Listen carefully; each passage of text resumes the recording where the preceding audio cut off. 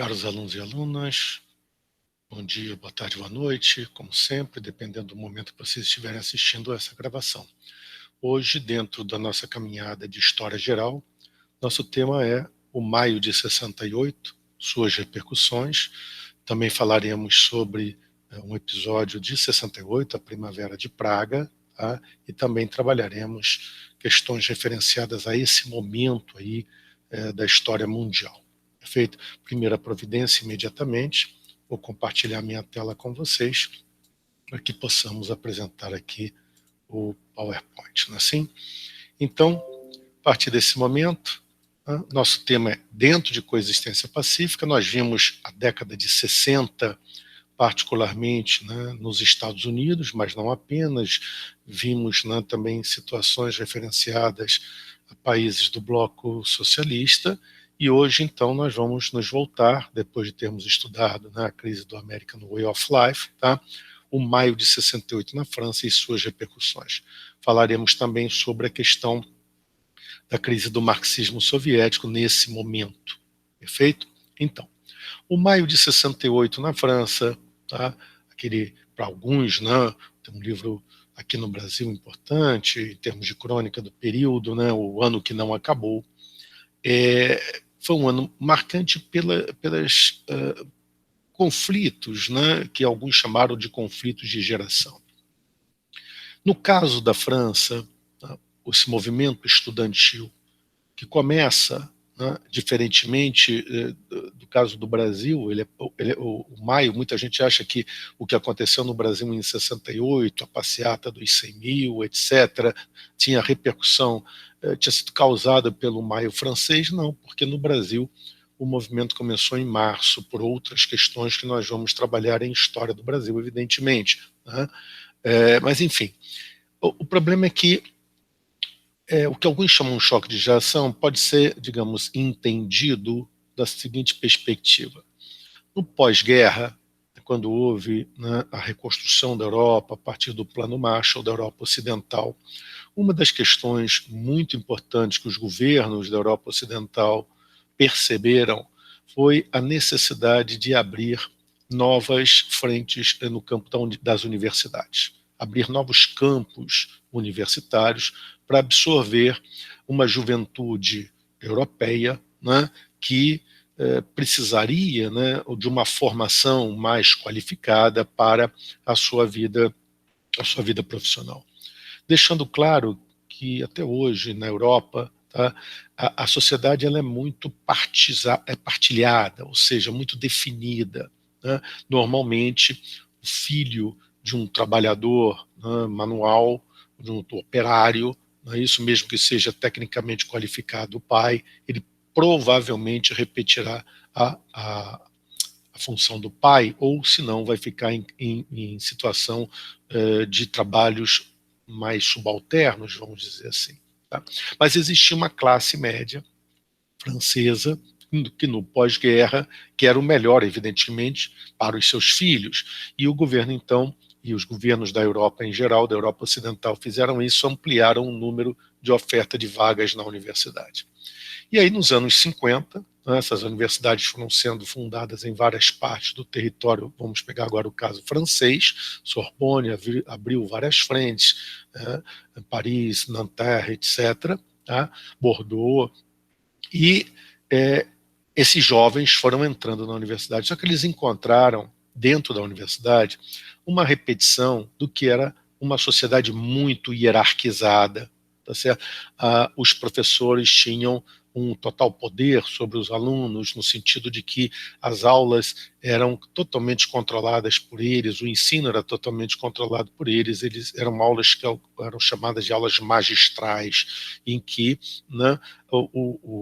os alunos tinham pouca liberdade na relação de construção de um conhecimento. Isso. E como essas universidades, esses novos centros foram sendo criados, o que acontecia? Tá? Muitos jovens que não moravam nessas cidades, ao entrarem nos cursos universitários, tinham que se deslocar para essas cidades maiores onde elas se encontravam, as universidades. E essas universidades criaram, não é isso, alojamentos para estudantes.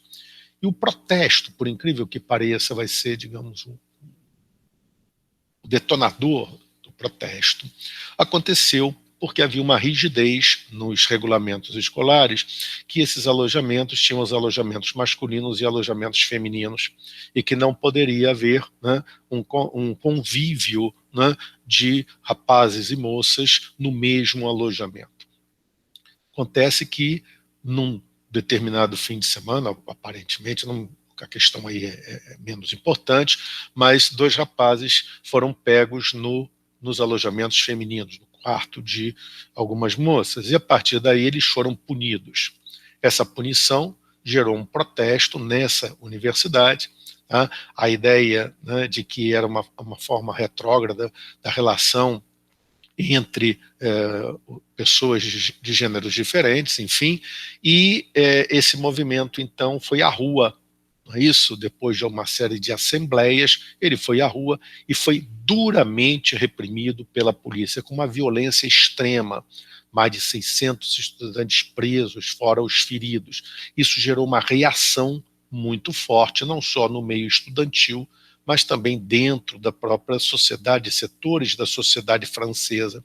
E a partir daí, né, a questão ganhou uma outra dimensão, né? O ministro da Educação foi chamado, compareceu a uma universidade, né, em Paris, na Sorbonne, para fazer, né, o discurso a respeito de tranquilizar os estudantes, disse, entre outras coisas, essa frase ficou famosa, de que o governo já estava destinando verbas para abrir centros esportivos, né, nas universidades, para atender, né, essa necessidade dos jovens, né, de gastar a sua energia. E um estudante, que depois ficou até famoso, Daniel Cohn-Bendit, como um dos, digamos, uma das lideranças, não vamos falar líderes, porque não havia líderes, uma das lideranças desse movimento estudantil, contestou, dizendo que aquilo era uma forma nazista de resolver o problema, quando a questão era trabalhar a questão da sexualidade dos jovens, enfim. Tá? Isso gerou, inclusive, manchete de jornal e um debate, como sempre, polarizando conservadores e aqueles grupos favoráveis à mudança dentro da sociedade francesa, mas esses conflitos de rua levaram a, repara, a destruição aqui, né, porque aí a formação de barricadas, os franceses, não é isso? Desde muito tempo adoram barricadas, os estudantes contra os policiais, assim, e depois do conflito, como ficaram as ruas, algumas ruas de Paris, do bairro do Quartier Latin, onde foi a cena principal do conflito. As universidades foram ocupadas e, a partir daí, diversas tendências apareceram. Isso é que é importante para você perceber o maio de 68. Ele quebrou, né, uma unidade que havia, né, no campo digamos, da crítica ao sistema vigente. Vamos colocar de outra maneira. Havia, eu não vou dizer um monopólio, mas uma forte hegemonia dentro dos grupos de oposição, das correntes comunistas, principalmente do Partido Comunista Oficial Francês. Tudo bem? E o maio de 68, esses estudantes se colocaram, né, como críticos ao Partido Comunista, porque dependente da União Soviética, uma União Soviética que para eles, estudantes, não era exemplo, né, de liberdade, daquilo que eles buscavam, e começaram a surgir então vários debates em diversas linhas, tudo bem, sobre a questão da liberdade sexual, a questão das mulheres, a questão feminista, não é isso? A questão dos trabalhadores, e se fala então, como diz aqui a faixa, né, por um movimento revolucionário inspirado, aí vai lá em Marx, em Lenin, porque Lenin era visto como sendo o pai fundador de um projeto que fora deturpado por Stalin, assim, a questão da Revolução Cultural Chinesa, que nós tocaremos muito levemente, né, daqui a pouco, para também falar, né, de uma influência que seria o maoísmo, que era muito pouco conhecido no Ocidente e era mitificado num certo sentido. Tá? Então, o que o maio de 68 trouxe foi, primeiro, a negação por parte desses jovens de uma liderança do Partido Comunista. E, por outro lado, começaram a surgir aqui o que hoje a gente chama de pautas identitárias, de temas que antes, né, na lógica do Partido Comunista, seriam resolvidos quando a revolução viesse, o socialismo chegasse, agora eram colocados na ordem do dia. É daqui que vão surgir os partidos verdes, com a preocupação com a ecologia, né, com a preocupação com a questão do planeta, da sanidade do planeta. Aqui vai se falar muito, né, em liberdade humana, e aí é uma grande questão, repara as palavras, liberdade sindical, liberdade política, liberdade era a palavra que estava em cena, mas se tem um campo de um projeto que se coloca contra um regime opressor, que seria o capitalismo, que impediria as pessoas de serem efetivamente livres pela lógica, né, do lucro e da busca de uma eficiência, de um trabalho, né, e esquecesse a dimensão humana do processo, por outro lado, né, cai, em certos aspectos, num individualismo muito forte. Perfeito? Mas, enfim, tá? Essas são as marcas que até hoje 68 deixou, né, particularmente no mundo ocidental.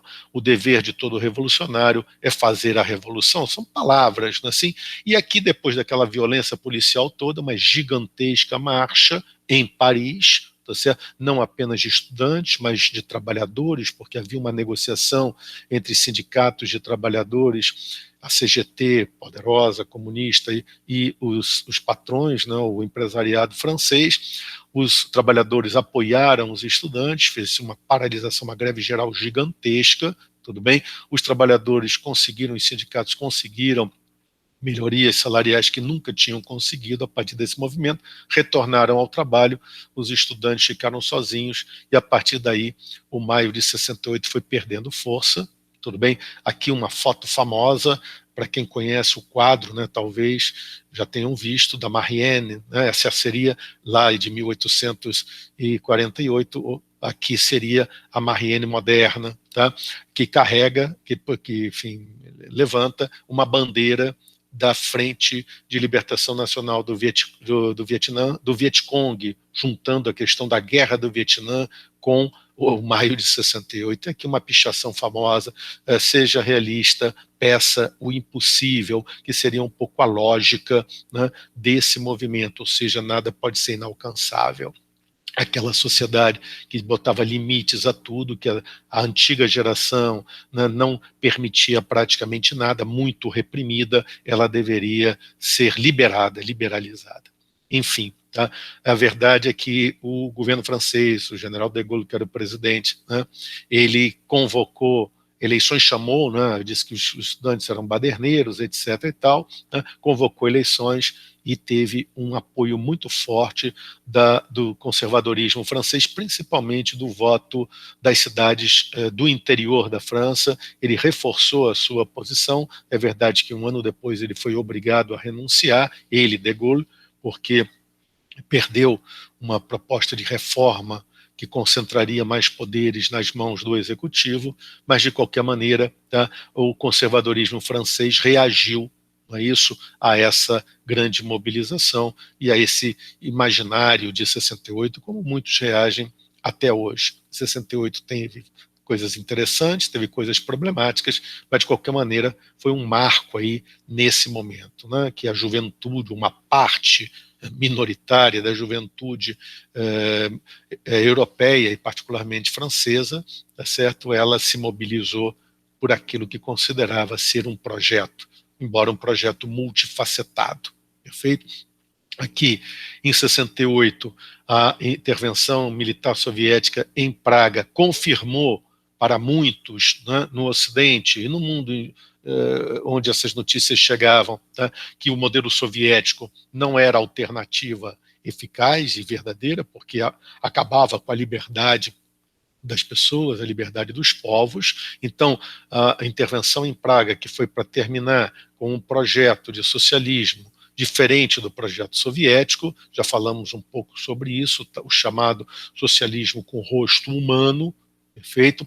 Ele também foi um elemento, né, para colocar mais ainda, né, em crise o Partido Comunista e a matriz do marxismo soviético nas esquerdas. Por outro lado, vinha da China informações, a China uma sociedade muito fechada, aliás, até hoje, né, sobre a revolução cultural. Nós trabalharemos esse tema com maior profundidade em etapas da construção do socialismo na China, que é o último tema do nosso ano. Perfeito? E aqui, só para colocar, era um apelo de Mao à juventude, contra as tradições, contra o velho pensamento. E não se sabia muito, né, dos aspectos extremamente autoritários desse movimento aqui no Ocidente, mas se idealizava. Então, em 68, na França, grupos maoístas reivindicavam a Revolução Cultural Chinesa como novo caminho para o socialismo. Primeiro, mudar a cabeça das pessoas, para depois mudar a economia e a própria sociedade. Seria uma nova linha de ação. Tá? E, por último, a morte de Che Guevara em 67, aqui na Bolívia, tentando criar um foco guerrilheiro na Bolívia, ele que tinha sido um revolucionário, uma das lideranças da Revolução Cubana, perfeito? Ele que era idealizado, né, como o jovem que pegou em armas, com uma certeza na mão e transformava o mundo. Com a morte dele, que foi muito explorada pelo governo boliviano, ele virou um mito, né, para a juventude, aquele que, né, abandona os confortos, aquele que verdadeiramente, né, luta por uma causa. Só que a partir daí, né, quando todo mundo que vira mito passa a ser também objeto de consumo. Então, posters, né, camisetas com a figura do Che Guevara, principalmente, utilizando essa foto, né, com a boina, etc., né, carismático, etc., fazia com que muitos que adquirissem esses bens, não é isso, se colocassem como sendo, ou achassem que se tornavam revolucionários em Sierra Maestra. Isso também foi uma das formas, né, que o sistema oficial teve de digerir as críticas que vinham, né, dessas diversas vertentes dos movimentos originários em 68. Tudo bem? Então, com isso, eu termino a minha apresentação de hoje, agradeço a paciência de vocês e me despeço aqui. Saúde e paz a todos. Um abraço.